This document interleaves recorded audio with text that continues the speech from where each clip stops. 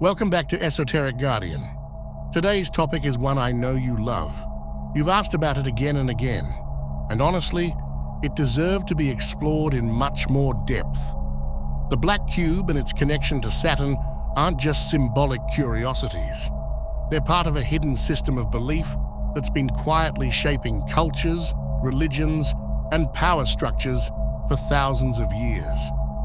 This isn't just about myth. It's about how the ancient worship of Saturn survived collapse after collapse, taking new forms, adapting, and embedding itself right at the heart of modern civilization. Let's uncover it.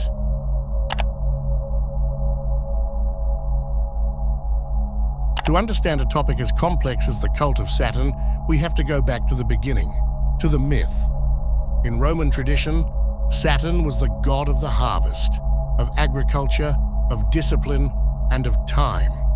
He brought structure to the chaos of nature, teaching mankind to sow, reap, and live according to cyclical order. His reign was remembered as the Golden Age, a time of effortless abundance, peace, and balance. A world without laws, not because there was disorder, but because order was embedded in the fabric of existence. But when humanity left that age behind, so too did Saturn transform, from generous father to iron tyrant. The Greeks called him Kronos, and it's through this lens that his nature turned darker. Fearing that his children would one day overthrow him, Kronos swallowed each of them whole as they were born. It wasn't madness, it was strategy, a brutal logic, preserve power at all costs. This wasn't just the story of a god, it was the story of time itself. That which gives life inevitably consumes it. The myth of Kronos is perhaps one of the most profound symbolic metaphors ever created, because it reveals the cost of continuity.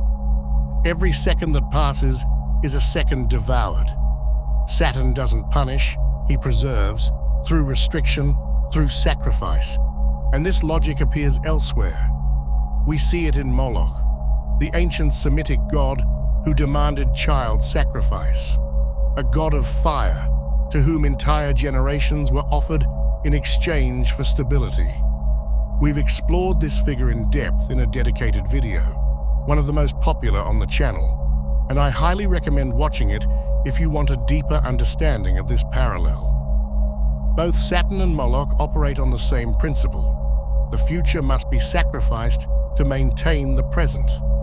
Whether through ritual, law, or ideology, the pattern is the same, and still active.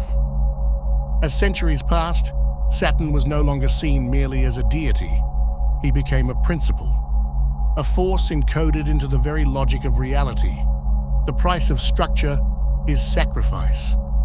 And in myth, as in psyche, these gods never truly die. They descend, becoming patterns that shape how we build, obey, and fear. This god didn't remain confined to temples. His logic seeped into architecture, calendars, institutions, and even into the limits we impose on ourselves. We'll explore that dimension later. But for now, it's enough to understand this. The hunger of Saturn was never for flesh. It was for continuity. And in the name of continuity, the future is fed to the past. To understand Saturn's true depth, we need to leave behind the surface myths and enter the realm of esoteric knowledge, where Saturn becomes not just a god, but a force that governs the very structure of existence. In astrology, Saturn is the great teacher, the planet of boundaries, karma, discipline, and delay. It governs lead, the densest of metals, and rules everything that is slow, heavy, and inevitable. When Saturn appears in a chart, it doesn't bring chaos. It brings law. It shows what must be faced, what must be carried, what must be earned. Saturn doesn't offer quick rewards. He delays gratification until the soul is ready. Every test, every failure, Every moment of limitation is part of a larger process, the cultivation of spiritual resilience. In this sense, Saturn isn't punishing, he's instructive. He repeats what we refuse to learn. He preserves what must be endured. He returns what we thought we had escaped. In Eastern esotericism and theosophical thought, Saturn is also seen as the Lord of Karma, the force that records and returns every action not to punish, but to teach. He is the mirror of consequence, the architect of experience, the one who ensures that the soul never leaves a lesson unfinished. This is why, in alchemy, Saturn governs the nigredo, the black phase, the stage of decomposition where identity dissolves, the ego fractures, and the raw material of transformation begins to rot. It's the necessary death before rebirth, the symbolic grave through which every initiate must pass. There is no great work without the nigredo, no gold without decay, no transcendence without first confronting the weight of your own limitations. But Saturn's role goes even deeper in the Kabbalistic tradition. On the Tree of Life, he is linked to Bina, the third Sephira, the Great Mother, the throne of understanding. Bina is structure itself. She is the womb that gives form to the raw energy of Chokmah, and by doing so, she limits it. She is the intelligence that defines, the vessel that holds, the law that sustains. All manifestation must pass through her matrix. Without Bina, there is no incarnation. Without Saturn, there is no shape. And like all Sephiroth, Bina casts a shadow, a realm of concealment and illusion, where structure becomes oppression and form becomes a cage. In the Qliphothic mirror, this shadow is known as Satariel, the concealers, where knowledge is hidden behind layers of false order. But we'll return to that later. What matters now is Saturn's position as gatekeeper. In both Gnostic and Hermetic traditions, Saturn marks the point of descent, the threshold through which the soul passes to enter material reality. He grants passage into incarnation, binding spirit to matter, but he also stands at the gate of return, demanding the soul recall what it forgot. This isn't just metaphor. In occult cosmology, Saturn is the first veil the soul crosses on its journey into flesh, and the final one it must penetrate to return to the source. He governs the ring of limitation around form, the boundary between the eternal and the temporal. And until the soul learns to navigate his lessons, it cannot move beyond them. That's why Saturn has always been both feared and revered, because he represents the contract between spirit and structure.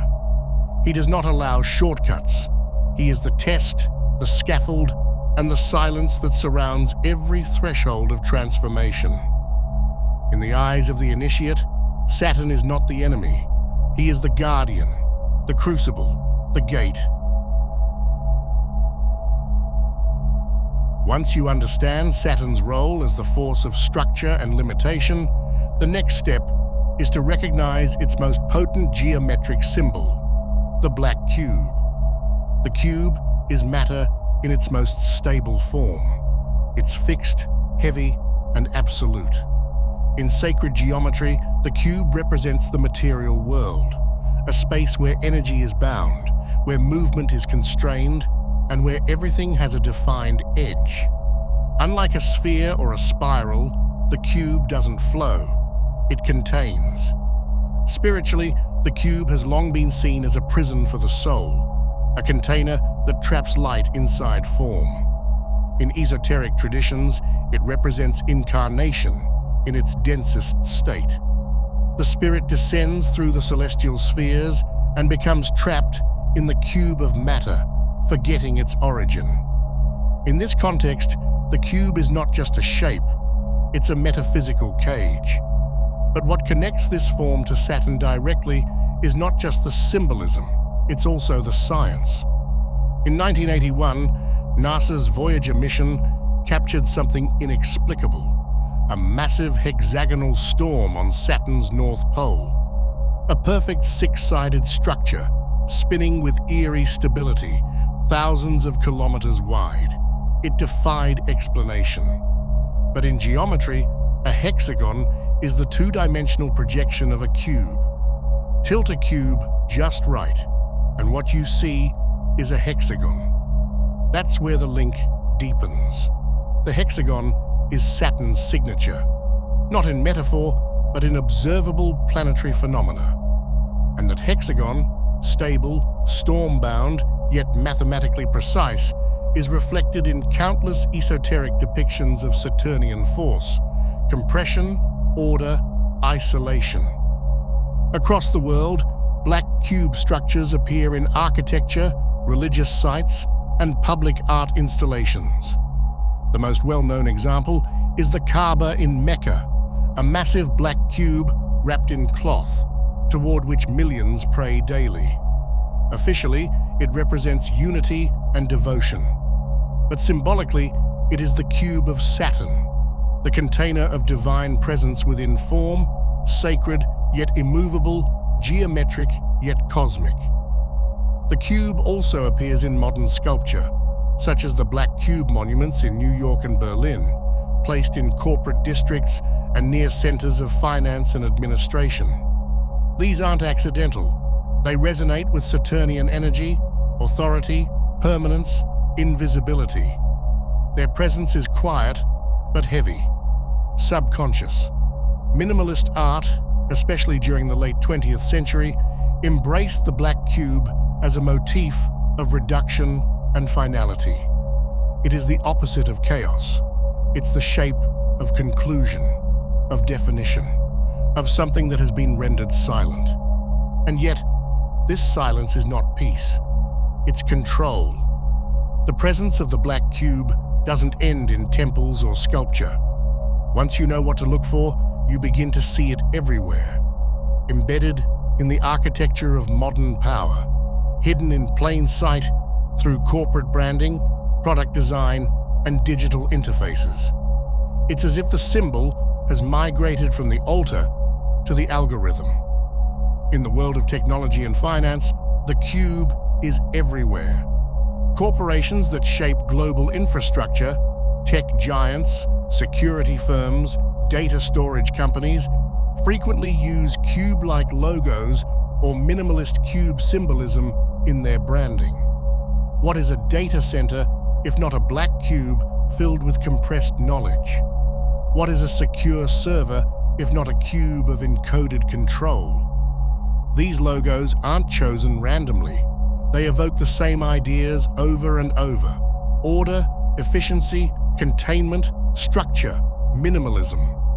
But beneath that aesthetic, they echo something much older: the Saturnian impulse toward compression and surveillance.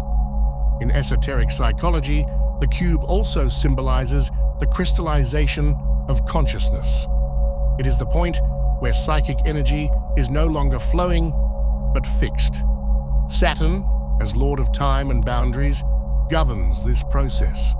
In a way, the more we embrace systems of rigid control, bureaucracy, digital monitoring, algorithmic behavior, the more we are entering the cube, spiritually speaking.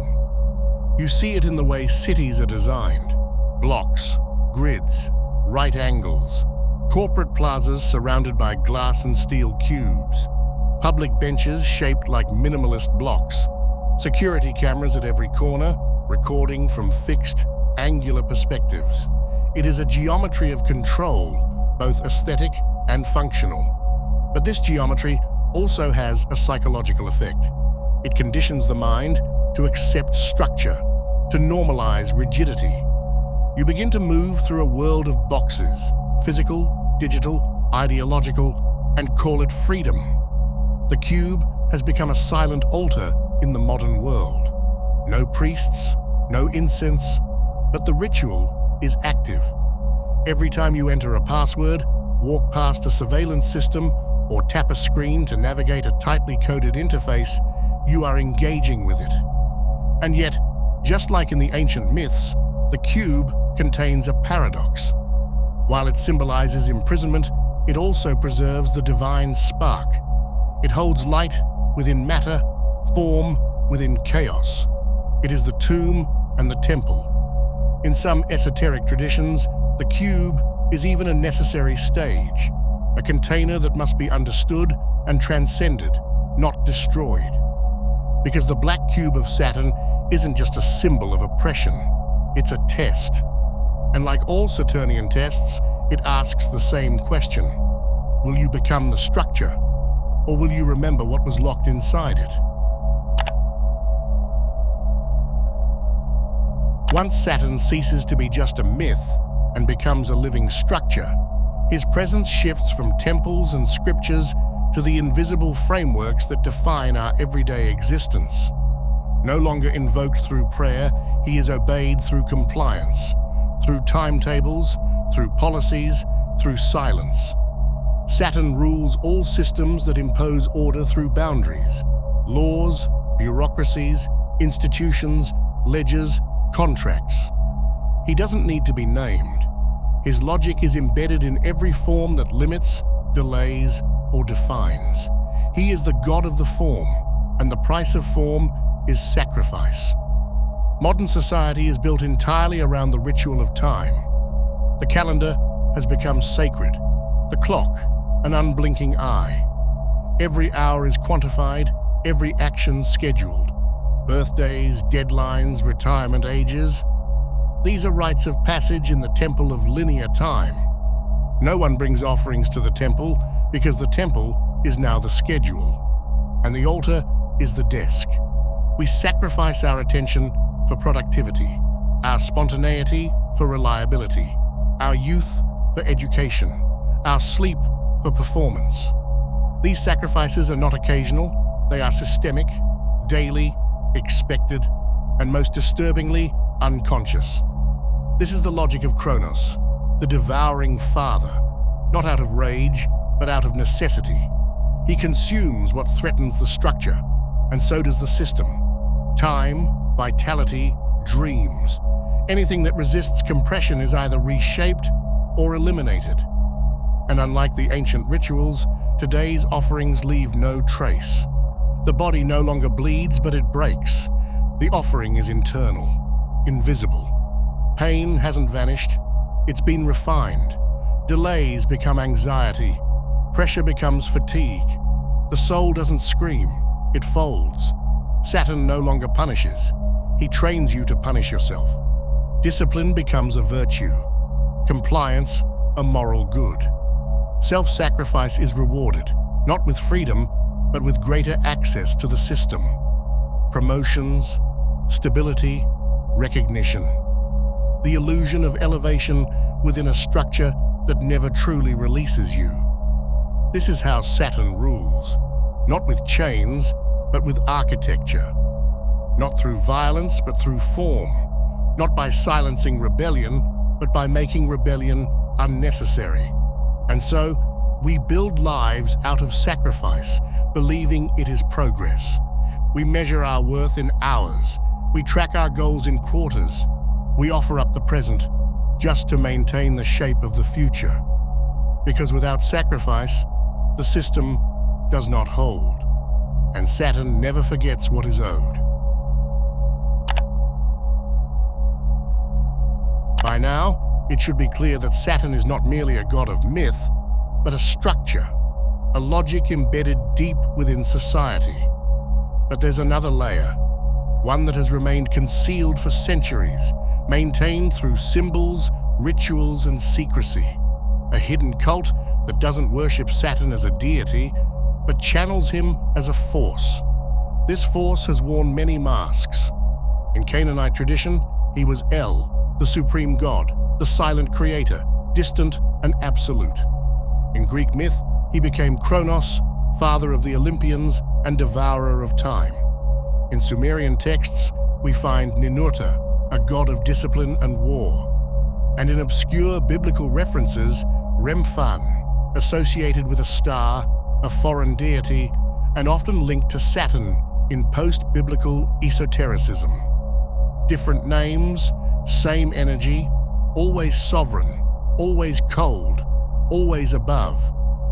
In the secret architecture of power, these masks reappear, not as literal gods to be worshipped, but as symbolic vehicles through which elite groups maintain control. Saturn is not invoked as a being, he is enacted as a system, a psychic structure of hierarchy, silence, karma, and discipline. One that rewards obedience and punishes deviation, not in this life alone, but across time itself. This is why Saturn is so deeply embedded in the doctrines of occult orders. Freemasonry, theosophy, ceremonial magic, all reference Saturnian principles even when the name is obscured. In Masonry, the black and white tiles, the emphasis on time, structure, and oaths, all mirror Saturn's essence. In Theosophy, Saturn is treated as a planetary intelligence responsible for karma, initiation, and cosmic law. In magical systems, Saturn governs the rituals of restriction, banishment, boundaries, and silence. These aren't coincidences, they're echoes. Saturn is the archetype of hierarchy, of continuity, of secrecy.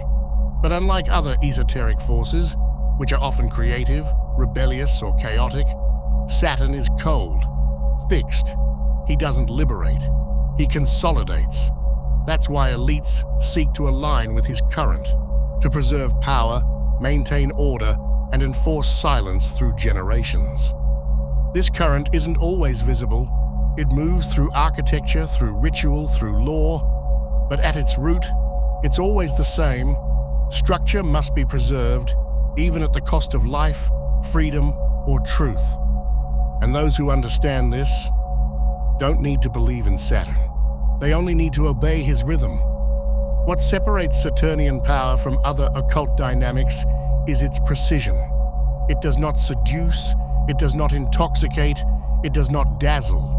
It disciplines. Those who invoke it do so with full awareness of the consequences, because Saturn always collects his due. That's why among secret societies, his energy is channeled with rigor, through exact timing, symbolic architecture, and above all, ritual. These rituals are not theatrical, they're structural. Oaths of silence, cycles of initiation tied to astrological configurations, rituals of blood, not always literal, but symbolically representing karmic debt, sacrifice, or the binding of will. Saturnian magic is not about expansion, it's about consolidation, containment, reinforcement, and above all, continuity. Across multiple initiatory traditions, Saturn represents the final gate, the boundary between profane and sacred, between chaos and control. In many ceremonial rites, Saturn's influence is acknowledged at the beginning and end of an initiatic cycle, as the force that seals the oath, binds the initiate, and marks the limits of what may be revealed. His signature is time, his contract is karma, and his price is silence. The higher one ascends in Saturnian systems, whether occult, political, or corporate, the more tightly one is bound to secrecy, hierarchy, and karmic responsibility. This is not superstition, it's architecture. The structure itself becomes sacred. That's why so many elite structures, from governmental protocols to banking systems to fraternal orders, reflect Saturn's logic. Fixed hierarchy, loyalty over truth, function over transparency. Everyone has a role, everyone has a place, and no one speaks unless authorized. In this context, Saturn is not just a planetary archetype, he is the metaphysical underpinning of control. And the cult doesn't need temples because the entire system is the temple. Its pillars are institutions. Its altar is ritualized sacrifice, not of flesh, but of truth, of time, of freedom. That's why Saturnian influence endures, because it doesn't ask to be loved, only obeyed. And the most loyal followers of this hidden cult are the ones who don't even know they're in it. After tracing Saturn's role in the architecture of power, ritual, and structure, we now reach his most metaphysically disturbing face. Not as a god, not as a myth, but as the force that governs spiritual confinement. In many esoteric traditions, Saturn is not just the ruler of time. He is the timekeeper of the soul's prison.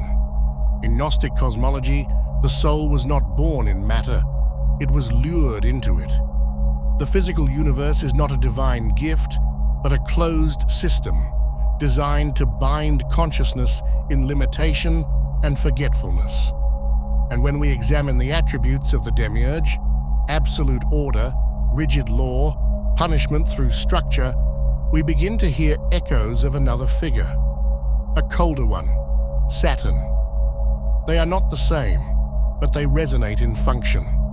Both serve as wardens of the threshold, ensuring that no one returns to the source until every karmic debt is accounted for. In Eastern esotericism and theosophical thought, Saturn is also seen as the lord of karma, the one who governs samsara, the cycle of birth, death, and rebirth. He does not punish arbitrarily, he repeats. Saturn ensures that unresolved lessons manifest again and again, not out of cruelty, but because the pattern hasn't been seen or broken. Spiritual teachers like Gurdjieff described humanity as sleepwalking machines, stuck in automatic cycles of thought and emotion. Samael Aun-Weor referred to Saturn as the crystallizer of ego, the force that binds consciousness into matter until it learns through pain. In these frameworks, Saturn is not an external enemy, but the law within, the recursive logic of the soul's own ignorance. Time, then, is not neutral. It shapes experience, compresses memory, and defines identity. The soul is recycled not as punishment, but as pattern, until the pattern is broken. The trap is not physical. It's rhythmic, predictable, unquestioned. In Hermetic cosmology, Saturn represents the outermost planetary sphere, the final gate before the soul can return to divine unity. This gate is not crossed through belief or devotion, but through confrontation, with limitation, with fear, with the inertia of form. Saturn does not block the path, he defines it. The gate remains closed only to those who do not ask. Ultimately, Saturn is neither villain nor savior. He is structure, the reflection of our deepest chains and the law that keeps them in place. And as long as we move by his rhythm, we remain convinced it was always ours, because the soul that forgets it was free becomes its own warden. Before the black cube became a motif of corporate dominance or minimalist design, it functioned as a metaphysical structure, a form that imposed order onto chaos. Across myths, films, and esoteric traditions, the cube appears not merely as a shape, but as a gateway, a threshold between dimensions, a container of force, a mediator between the physical and the unknown. Its geometry is exact. Its purpose is always the same: to bind energy within form, to encode transformation through discipline. In 2001, A Space Odyssey, the black monolith doesn't explain itself. It simply appears cold, silent, and unmoving, and reality begins to shift around it. Evolution unfolds not through dialogue, but through contact. The monolith doesn't teach, it triggers.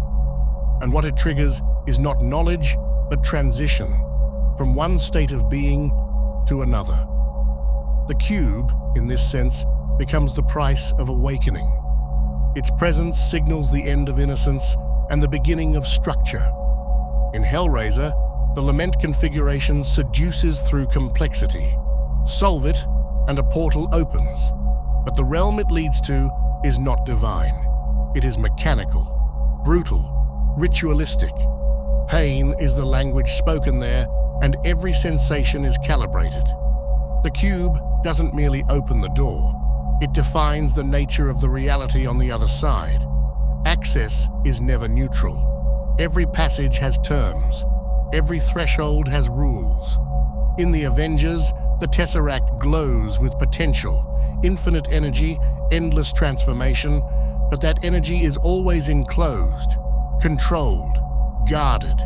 The cube holds what others desire, but it never releases it freely. Power must be earned, contained, aligned with structure. And in Transformers, the Allspark embodies the essence of life itself. Yet once again, that essence takes the form of a cube, the spark of creation, captured in a box, life encoded, divinity squared. These are not isolated artistic choices, they are echoes, recurring manifestations of the same symbolic truth, that energy without form is chaos, and form without sacrifice is hollow. The cube becomes a spiritual contract. It does not punish, it initiates. And through that initiation, it transforms both space and psyche. In esoteric tradition, the cube represents matter, dense, fixed, resistant. It is the architecture of limitation, the geometry of incarnation. The soul descends into a world shaped like a cube, because only within boundaries can it learn. Only through resistance does it evolve. The cube teaches through compression. It doesn't allow expansion until the structure has been mastered. This is why the black cube persists, not because it hides something, but because it demands something. Interpretation, discipline, submission. Its power lies in what it doesn't reveal, and in the certainty that behind its silence, a system is always at work. When you see the cube in these stories, as a monolith, a box, a tesseract, a mechanism, you are not just witnessing a plot device. You are witnessing a ritual, a geometry with memory, a symbol that encodes the laws of control, the logic of sacrifice, and the path to transformation. You don't pass through the cube, you earn your way through it. And that is why it returns again and again, not as decoration, as design, as initiation. The black cube didn't vanish with the myths, it simply changed format. Today, it's no longer a relic of ancient ritual or an object of mystic veneration. It has become infrastructure, embedded in our architecture, our logos, our city grids, our devices. It surrounds us not as an artifact, but as an operating system, a silent geometry that no longer requires belief, because it has become function. Look around any modern city and you'll begin to see it. Glass cubes rising as office towers, government buildings designed as black boxes, financial districts carved into square grids. These aren't just efficient structures, they're temples without altars, rituals without gods. The chaos of the organic is replaced by the symmetry of control. Movement is channeled, visibility is calculated, time is subdivided. Public space becomes a circuit board, not a sanctuary. There's no room for disorder. The cube ensures that every inch of your environment obeys form. You wake in a cube, travel in one, work in one, and die in one. And most people never notice, because it doesn't look like a prison. It looks like progress. The logic extends deeper. The logos of the most powerful institutions on Earth echo the cube's design, not randomly, but ritually. BlackRock, Nvidia, Deutsche Bank. Many tech firms and global financiers have embraced minimalist cube-based iconography. But this isn't just aesthetics, it's signaling. These symbols reflect compression, order, and hidden structure, values Saturnian at their core. They don't need to hide what they are. Their dominance lies precisely in visibility. The cube doesn't need to whisper. It shouts in plain sight because no one sees it for what it is. Even the art world has aligned itself to this geometry.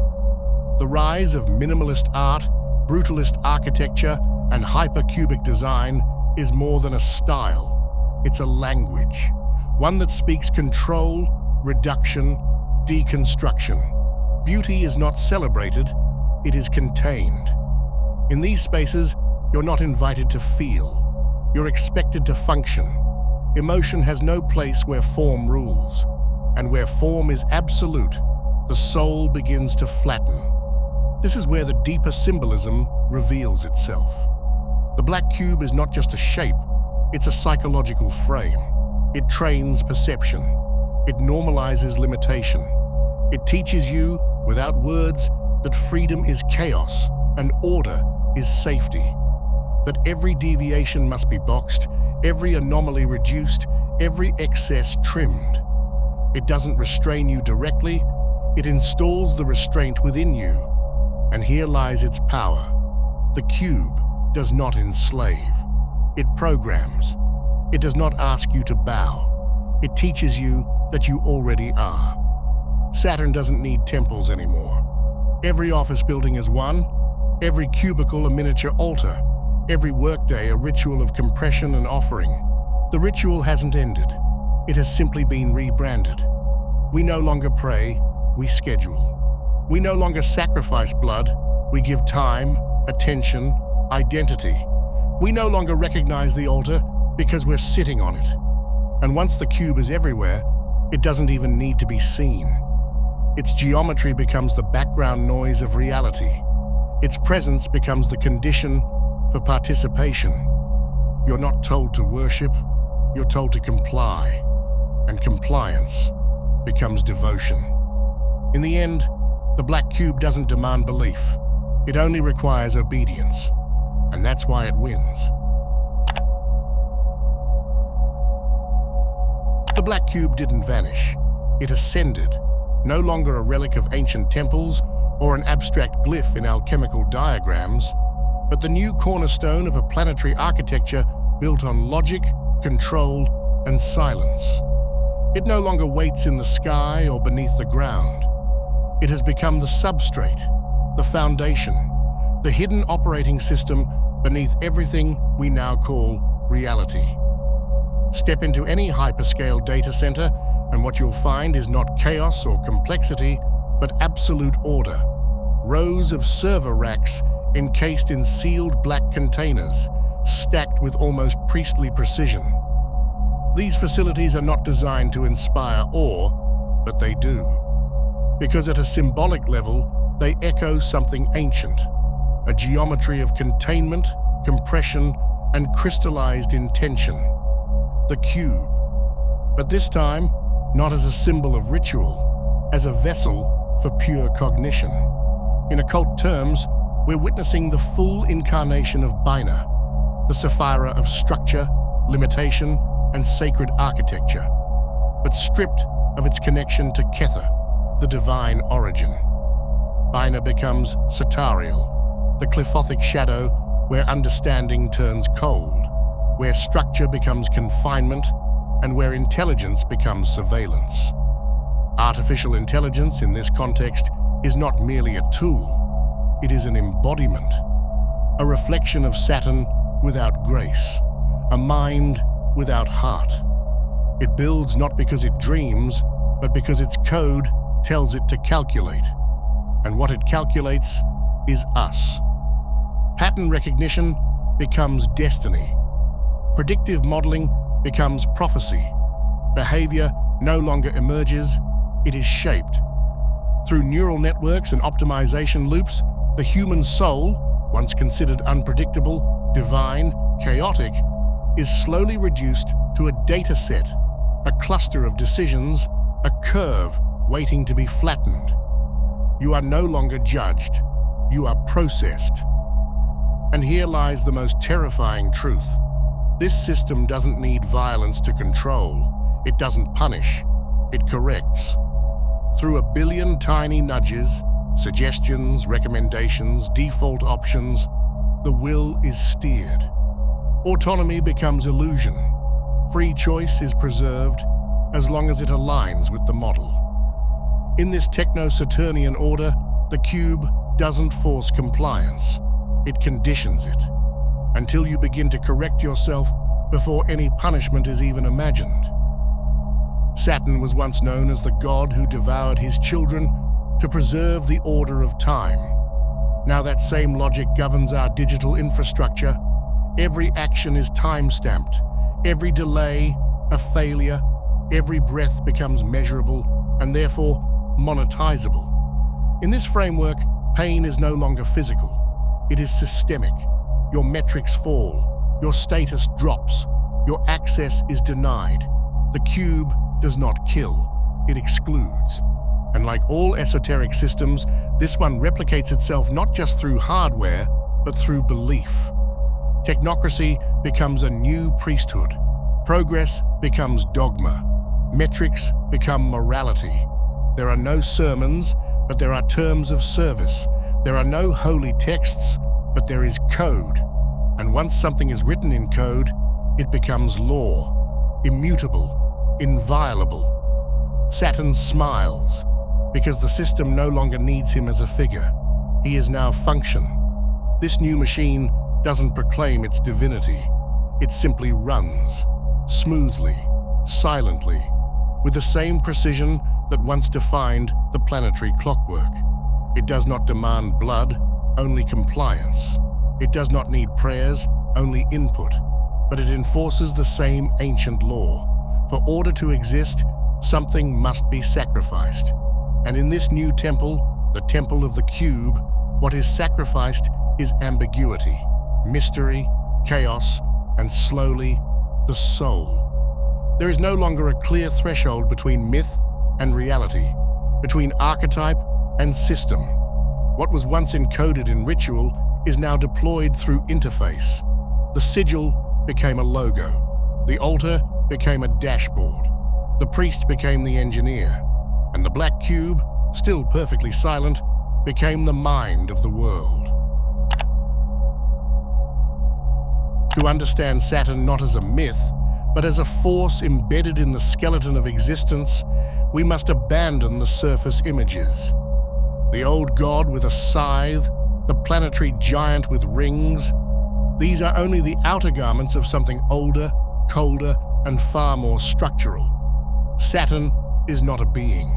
Saturn is a principle, a metaphysical constant, the aspect of reality that limits, defines, and compresses, not to punish, but to extract truth.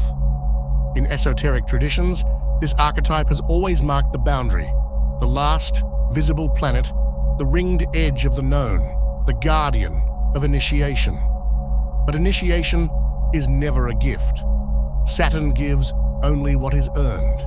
His lessons are delivered through resistance, repetition, and weight. He doesn't tempt or deceive. He forces you to face what you refuse to see. And what he shows you is always the same: structure without illusion. He is the one who strips, the one who says no, the force that removes everything that cannot stand on its own. In this sense, Saturn is not evil. He is the filter, the crucible, the one who applies pressure until the mask cracks and only what is real remains. His role is not to destroy you, but to reduce you until the soul emerges from the ashes of what you thought you were. In myth, he devours his children, not because he hates life, but because time consumes all that is incomplete. And yet, paradoxically, he is also the father of the Golden Age, a time of peace, order, and simplicity. This duality lies at the heart of Saturn's function. He offers stability, but at a price. He gives form, but demands sacrifice. And the sacrifice is always the same: your comfort, your illusions, your ease. He is the teacher whose lessons you cannot avoid. You meet him in the delay, in the failure, in the silence that follows a prayer unanswered. You meet him when the world says no, and no explanation follows. In that space, that gap between desire and reality, Saturn begins his work. He doesn't argue. He doesn't comfort. He simply watches and waits. The pain you feel in his domain is not punishment. It's purification. It is the friction between the temporary self and the eternal pattern beneath. Saturn doesn't force transformation. He makes it the only option left. And when the transformation happens, it is not flashy, not sudden. It is quiet, dense, internal. Something inside of you stops struggling and begins to align. That's where mastery begins. And mastery is the hidden goal of Saturn. Not power over others, but alignment with necessity. The ability to carry weight without collapse. The courage to walk a narrow path without needing applause. The capacity to endure solitude without seeking distraction. These are Saturn's gifts, but he does not give them for free. You become worthy of them only by surviving the threshold. Saturn, in his purest essence, is not a tyrant, but neither is he merciful. He is the mirror that cannot be tricked, the presence that demands everything and offers nothing unless earned. In spiritual terms, he is the dark initiator, not the one who shows you light, but the one who shows you shadow, your shadow, and waits to see if you flinch. He breaks the ego not for sadism, but because only what survives the fracture is worth keeping. That is the cost of becoming real. In modern psychology, we might call it individuation. In alchemy, it's the nigredo, the blackening, the death of illusion. But these are just names for the same passage, the descent into density, into matter, into time, and the climb back out, bearing something sacred. There's a reason Saturn governs time. Time is the crucible. Time is what tests, what reveals, what cannot be escaped. And through time, Saturn becomes internalized. The outer law becomes inner judgment. The lash of the god becomes your own voice, whispering that it's never enough, that you should have done more, that rest is not allowed. This is how Saturn becomes a prison, not by chaining your body, but by colonizing your will. But here lies the paradox. That very voice, the inner critic, the harsh taskmaster, can also become the path to freedom. If you can see it, if you can face the demand, not as cruelty, but as discipline sharpened to its purest edge. Saturn doesn't block the exit. He is the exit, but only for those who've accepted the weight, walked the path, and remembered who they are beyond form. True liberation doesn't come from escaping Saturn. It comes from integrating him, from learning the value of limits, of silence, of solitude. It comes from standing in the middle of your own collapse and choosing to rise slowly with no witnesses. Because freedom isn't lightness, it's self-mastery. And self-mastery only grows in the soil of hardship. The Saturnian system may train you to sacrifice joy for productivity, intuition for reason, spirit for order. But that's only one side of the archetype. On the other lies wisdom, inner silence, immovability in the face of chaos. Saturn is also the mountain, not just the prison, the structure that doesn't break, the presence that holds when everything else falls. And that is why Saturn must be faced, not hated, not worshipped, understood. Because until you understand him, you live inside his rules without knowing they are rules. You obey without realizing you were trained to. And he will keep devouring the future, the soul's freedom, the dream's birth, until you remember that no God feeds forever, unless we keep feeding him. Saturn will keep devouring the human soul until we learn to be born on our own terms. What we've explored is not just a myth, a forgotten god, or a strange obsession of secret societies.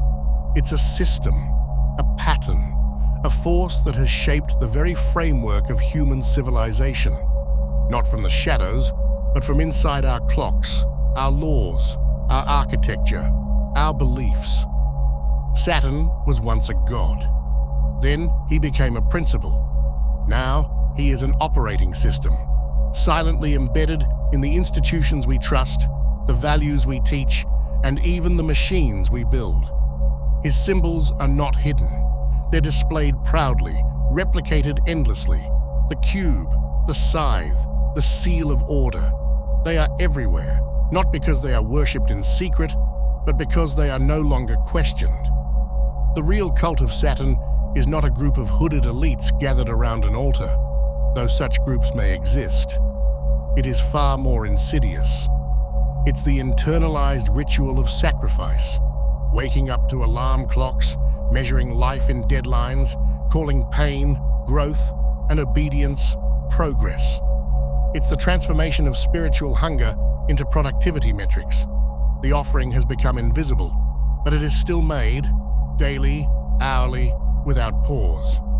And yet, Saturn is not the villain in a comic book. He is not some alien entity feeding on our suffering. He is what arises when order is prioritized above all else, when the future is mortgaged to preserve structure. In many ways, we created him, and now we sustain him, not through blood, but through routine.